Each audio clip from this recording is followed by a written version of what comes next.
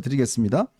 자, 어제 민주당이 제기했던 이 검사 4명에 대한 탄핵안, 참 어제 제가 말씀드렸습니다만 정말 허접하고 탄핵 사유도 안 되는 거. 특히 어제 같은 경우는요, 저희가 박상용 검사에 대해서 이제 대변 사건, 이게 이제 2019년 1월 8일 날 울산지검에서 있었던 그 사건이라 했는데, 이거를 보고 박 검사가 지금 현재 영국에 연수가 있는 모양입니다. 근데 박 검사가 보니까 정말 너무 터무니없다. 이 전혀 있지도 않은 이야기였고, 당시에 그럴 분위기도 아니었고, 본인은 9시에 바로 퇴근을 했고, 그리고 직원들한테, 본인한테도 한 번도 물어본 적이 없다. 근데 어떻게 이성윤 지금 의원이 그거를 만약에 법사위에서 그걸 제기했고, 이 탄핵의 첫 번째 이 탄핵 사유로 들어갈 수 있냐. 그리고 자기 본인은 이거 명예훼손 혐의로 지금 고소하겠다는 거예요. 그러니까 저게 탄핵을 언급하면서 첫 번째 사유로 넣을 수가 있는 겁니까? 저는 정말 탄핵 사유가 뭔지에 대한 고민 자체가 필요가 없구나, 이분들은. 네. 그냥 직무정지시키고 이재명 대표에 대해서 수사했던 사람들 망신주기하고 압박감 넣어가지고 수사를 위축시키고 이렇게만 하면 정치적으로 다 얻었다. 네. 여기에 목적이 있으니까 저러는 거지, 헌재에서 어떻게 되는지는 이제 관심도 없는 거고 기각은 너무 당연한 거고, 어차피 구대영 기각 여태까지 뭐 봤잖아요. 네. 행안부 장관에 대해서도 구대영 기각 나왔는데 그냥 입 다물어 버리면 이슈 넘어간다. 이거를 지금 너무 무책임하지만 자기들이 학습을 통해 가지고 알았기 때문에 그냥 탄핵하면 강성지 지층에서는 뭐 만세 불러주고 좋아라 하니까 나는 나쁠 거 없고 결과에 대해서 책임 안 지고 형사상으로 고소하고 공수처에서 수사하게끔 하는 거, 무고죄나 이런 거 부담스러운데 뭐하러 그래, 난 탄핵을 진행할 수 있는데, 이러니까 이제 그냥 되든 안 되든 그냥 이제 불러세워가지고 망신주기하고 압박 넣을 수만 있으면 자기는 이제 가리지 않겠다. 민주당 속셈은 거기까지입니다. 이 우리 헌법에 이제 탄핵이 65조에 있는데요. 왜 그러니까 형사상 있고 민사가 있습니다. 근데 왜 탄핵이라는 제도가 생겼냐? 헌법과 법률에 명백한 어떤 위반 사안이 있을 때 그 업무를 중단시키기 위해 탄핵이라는 제도가 있는 겁니다.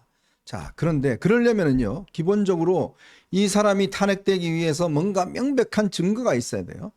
근데 지금 이 검사들 4명을 보면요, 정말 허접한 수준입니다. 아까 우리가 어제도 이야기했지만 어떻게 이런 게 지금 탄핵안 될 수 있을 것인가? 또 더군다나 명예훼손 사건은 검찰에 수사 못하는데 왜 수사했냐? 근데 알고 봤더니 그 명예훼손 플러스 배임증제 이런 사건도 있는 것 같아요. 네. 그러니까 뭐냐면 모든 게 다 대통령령과 있는 데서 조사한 건데, 문제는 이 탄핵안 소추안을 너무 갑자기 쓰다 보니까 그렇죠. 날짜도 틀리고 오탈자도 있고 이름도 틀리고 아주 개판이에요, 그냥. 예, 네? 그렇죠. 지금 근데 그 자유총연맹 사진이 나왔다고 하니까요. 잠시 좀 보고 네. 갈까요? 예. 네. 윤대도 이게 오늘이 이제 자유총연맹 70주년, 창립 네. 70주년 기념식이 인천에서 있었고요. 그러니까 대통령께서는 당연히 이제 참석을 하셨고요. 그다음에 국민의힘 후보 4사람도 저렇게 참석을 했습니다. 지금 윤상현 의원은 보이지가 않습니다만 옆에 있네요. 옆에 네. 있군요. 옆에 있고요. 그 후보들하고 이렇게 딱 사진 악수를 하고 저게 그러니까 이제 윤석열 대통령과 한동훈 후보는 이제 전화 통화는 19일에 한 차례 했죠. 출마 신고를 하는 전화를 했고요. 저렇게 이제 면대면 하는 거는 총선 이후에는 처음인 것 같습니다. 네. 네. 사진 또 뭐 추가로 들어오면 제가 또 하겠습니다. 계속 좀 이야기를 이어가겠습니다. 네, 결국 이 지금 탄핵안을 보면 너무나 허접한 탄핵안, 또 내용도 지금 앞뒤가 안 맞고, 그러니까 어제도 저희가 이야기했습니다만은 탄핵을 하려면 뭔가 증거가 있어야 되잖아요. 그렇죠. 근데 증거가 있는데 그 전부 다 기사예요. 네. 예, 기사 채널 A 기사, 아니 채널 A가 아니고 뉴스타파 기사 뭐 이런 것만 잔뜩 넣어놨어요. 네. 그러니까 증거가 없다는 거예요. 그렇죠. 예. 그래서 전 이렇게 봅니다. 지금 우리 형사사법 체계에서는 검찰이 이제 그 기소권, 공소권을 갖고 있는데, 근데 저 검사가 말이죠.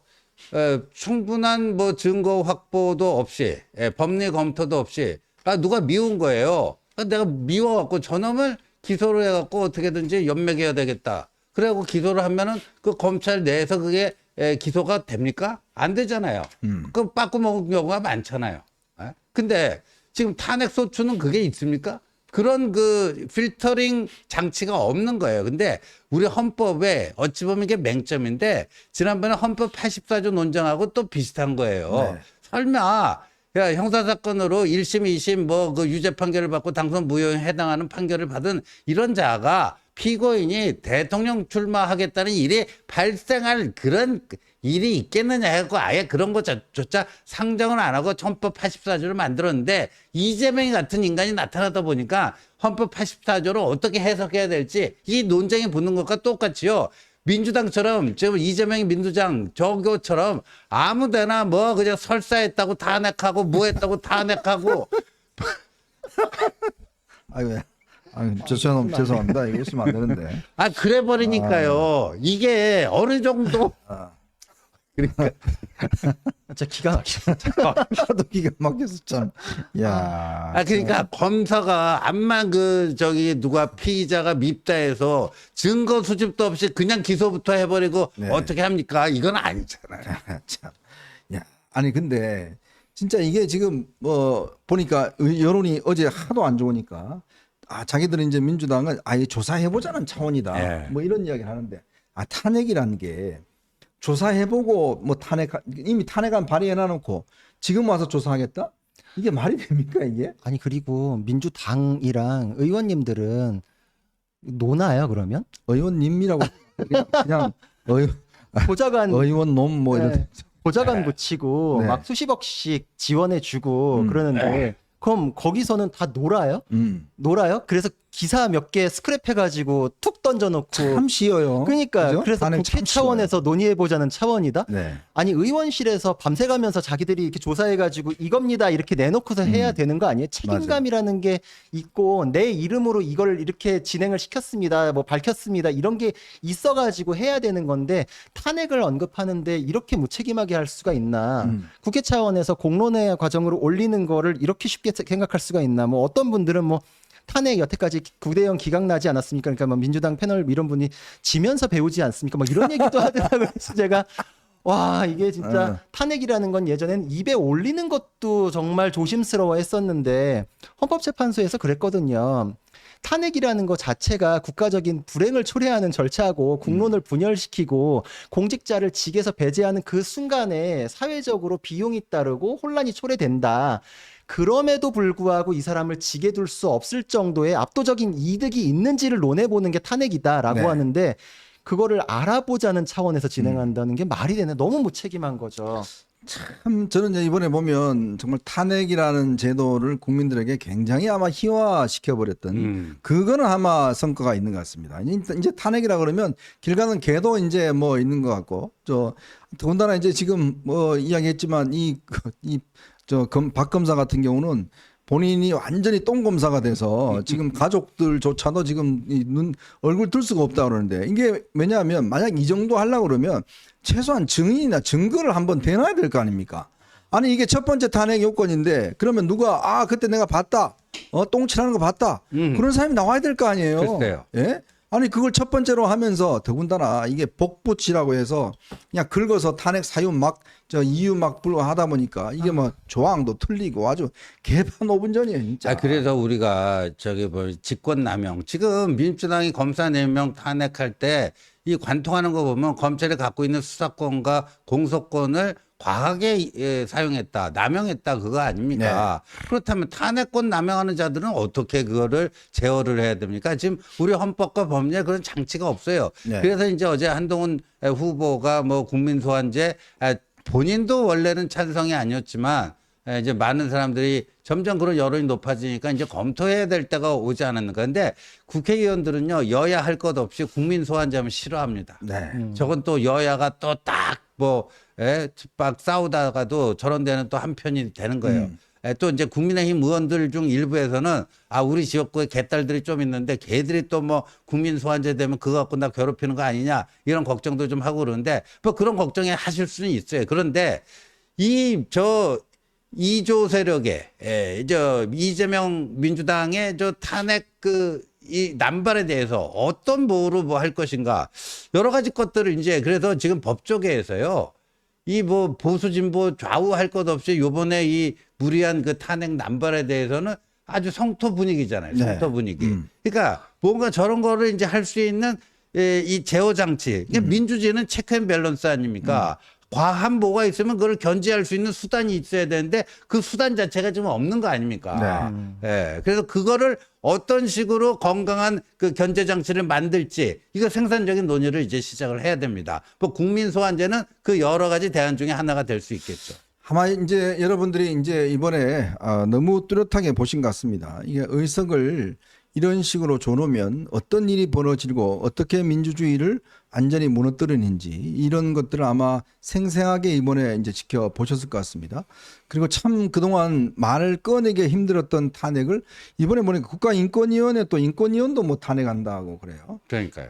정말 이게 뭐 걸리면 아주 그냥 탄핵입니다. 이제 이러면 이제 조만간 판사 탄핵하겠다고 그럴 것 같아요. 그렇죠. 이제 결국은 목적은 거기까지 가는 거 아닌가.